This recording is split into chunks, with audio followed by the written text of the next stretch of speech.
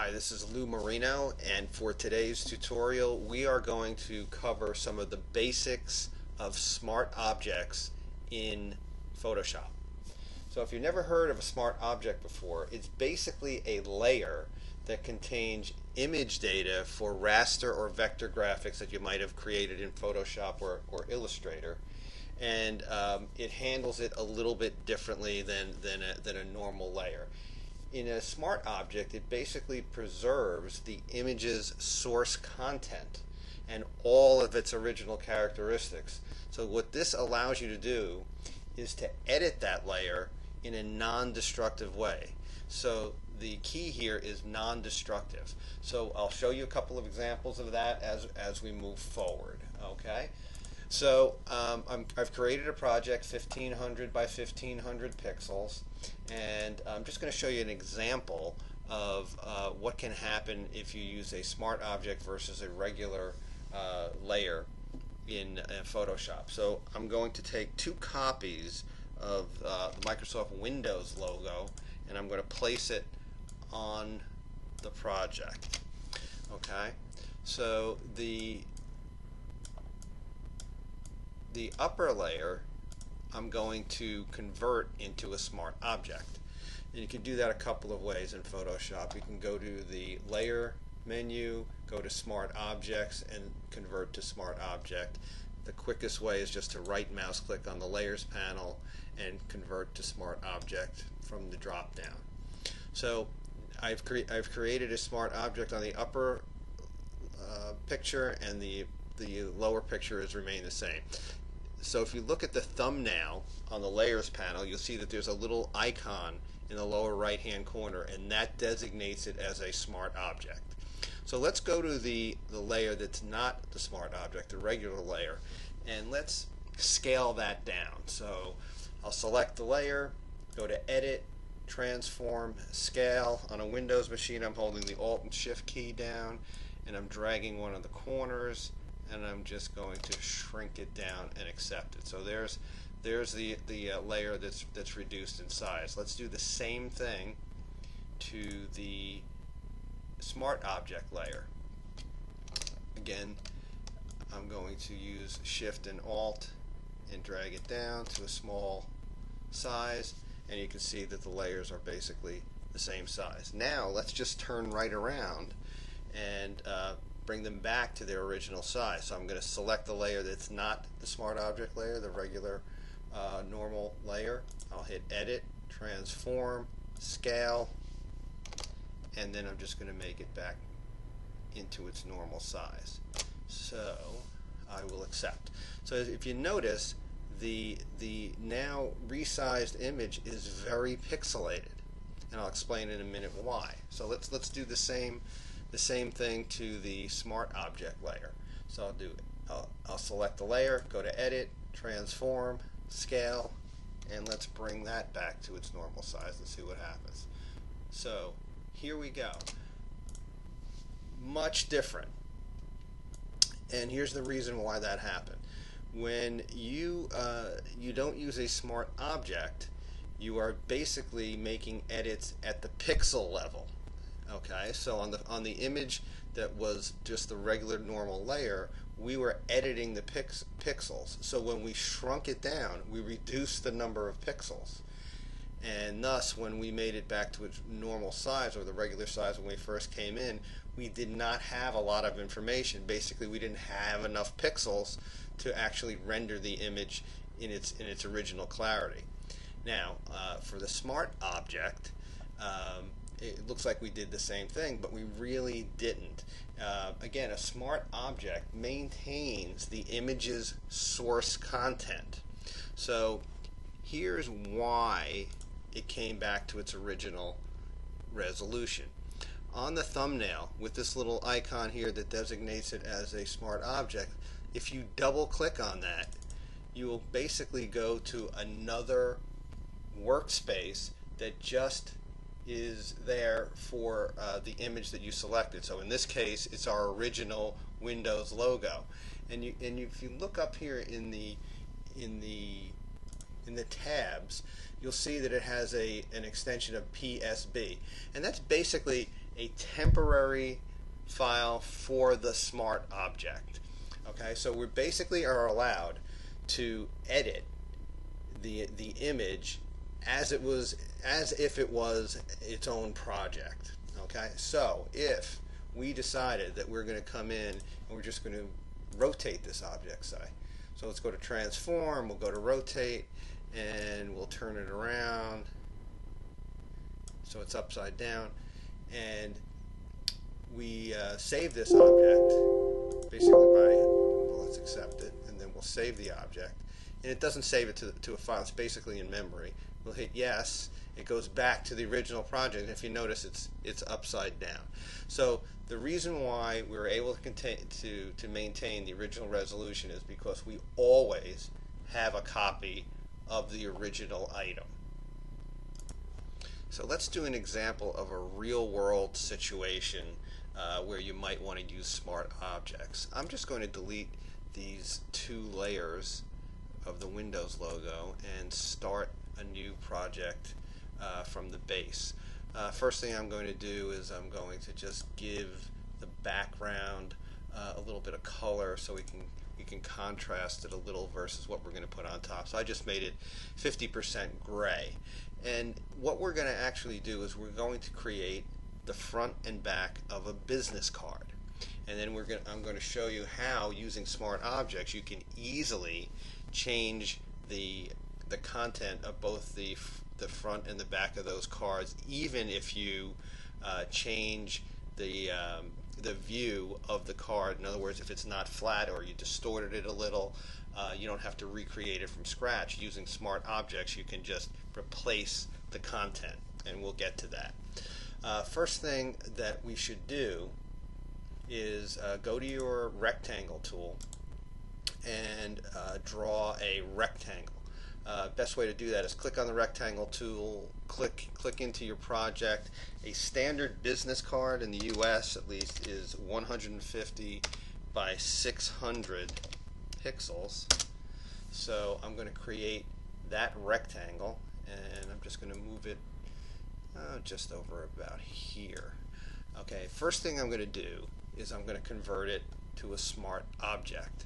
So I'm going to right mouse click on the layers panel, convert it to a smart object. Then once I've had that converted into a smart object, this will probably be the back of my business card. So I'm going to come over here to the thumbnail, click on the lower right where it says smart object, and now we've opened up basically just that rectangle in a new workspace. And I'm simply going to come in, take my horizontal text tool, and type back. So this will be my business card, the back. And I'm just going to close it, save it, and you'll notice that it has already been placed in the project. So we need two of these. We need a front card too. So if you go into your layers panel, right mouse click, there is an option that says new smart object via copy. So we're going to copy this, and it'll already be a smart object. So we'll have two of them. So let's name the upper layer here. We'll name it back, and we'll name the lower one here on the panel, we'll call it front. Okay, so let's go into the front layer because it still says back on it from the because we copied it. So let's just call that front. Accept that, and we'll just move it into place here and save it. And you can, I actually have to move it, so let's move it. So there are your two cards. Okay, they were just on top of each other. So there's the back of your card, the front of your card. Okay, simple enough. So now what we'd like to do is we would like to, add, business card information. Now I've taken the time already to create a business card that we're going to use for this example. So why don't I go ahead and use that. So I'm going to double click on the back layer, and I'm going to copy in the image that I'm going to use for the back of my business card. So I'm just going to copy that in, and I'm just going to size it. I'm going to do edit, transform, scale, and I'm just going to size it to the size of the business card. And since it's on the top layer, I don't have to shut off the bottom layer. I'll hit checkbox to accept it. I'll hit OK. Yes, and as you can see, it moved it right into place for me. Okay, it's a little off on the side, but I can edit that a little bit later. So let's do the same thing for the front. I have one for the front. I'll copy that in, move that into place, and scale it. And now we have the front and the back of the business cards in place. Alright, so I'll save that also. And here are the front and the back of the business cards. Okay, simple enough. And then we can just go back. If we don't like what we have here, we can go back. And in this case, I'm just going to move it over a little. But if I didn't want to have this as my back, I can easily just make it, back or whatever else I wanted to at this point. So, but let's keep it the same at this point. I'll just say yes, and there we are. So you might be thinking, hey, this is easy. I can do this in regular layers, and you could at this point.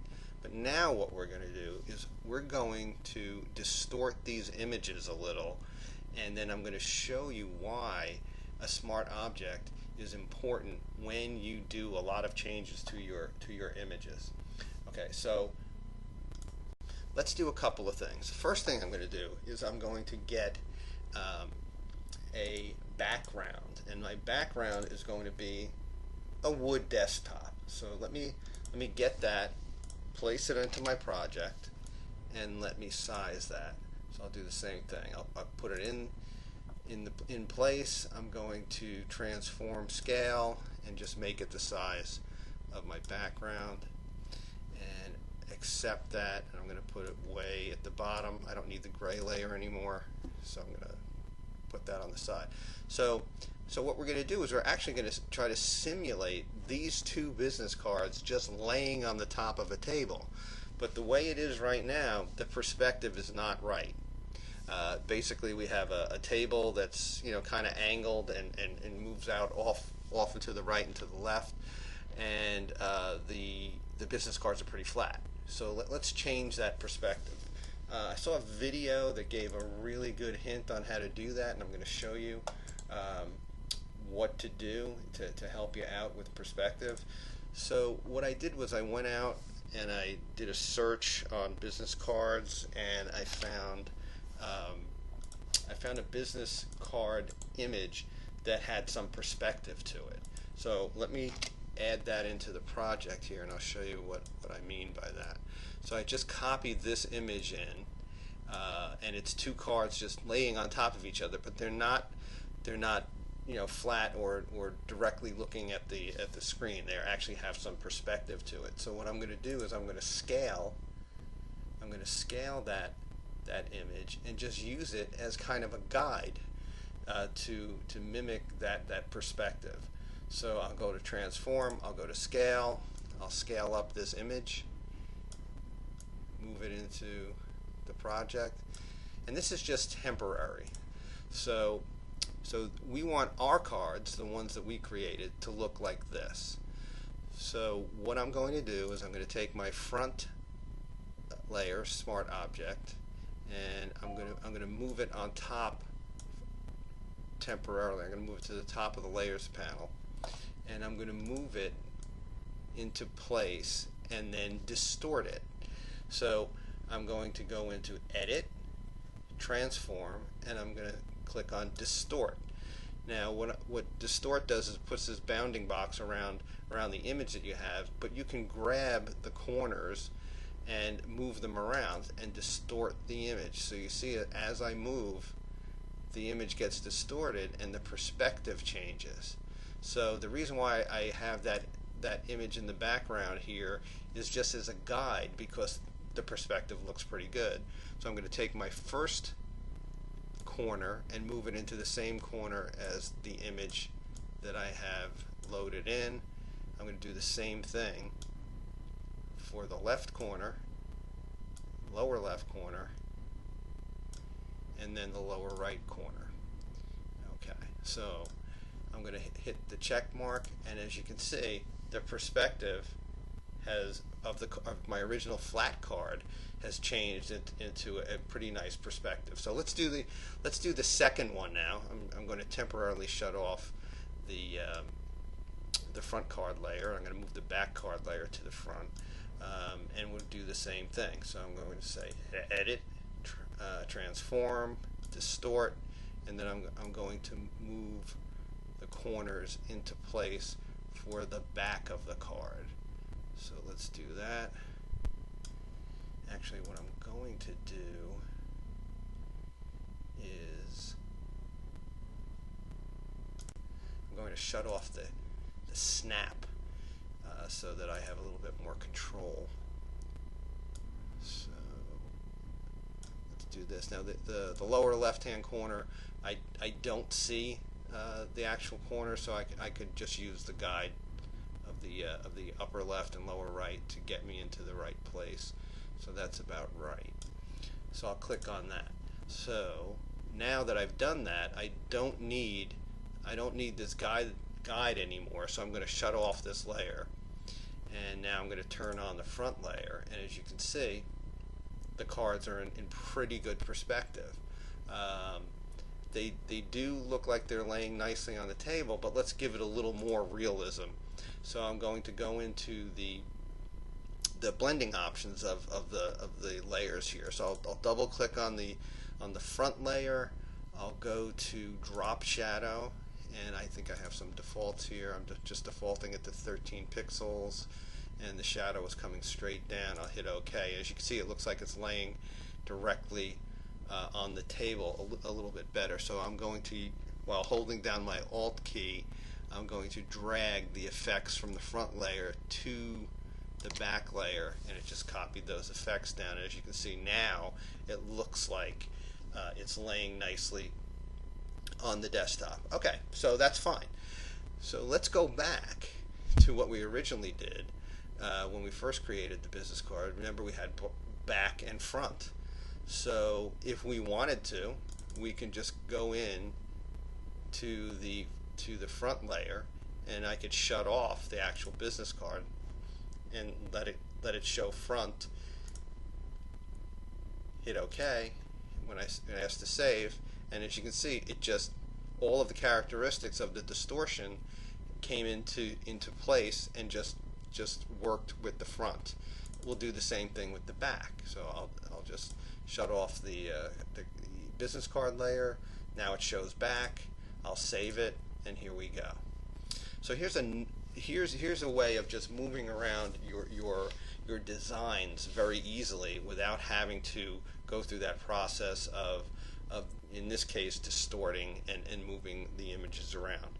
I'll show you another aspect of smart layers, or excuse me, smart objects that comes into play when you do filters, say blurs.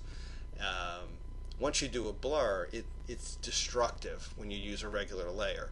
So what I'm going to do is I'm going to put a blur on the front layer. So let me zoom in so you can see what I'm going to do. So here's the business card, front, and I'm going to go into filter, and I'm going to go into stylize, and I'm going to say diffuse. So this is something that you can obviously see. So here's the original on the back, nice and smooth. I just put a diffuse layer or diffuse filter on the front. Okay, again, not that it looks bad, it's just for an example here.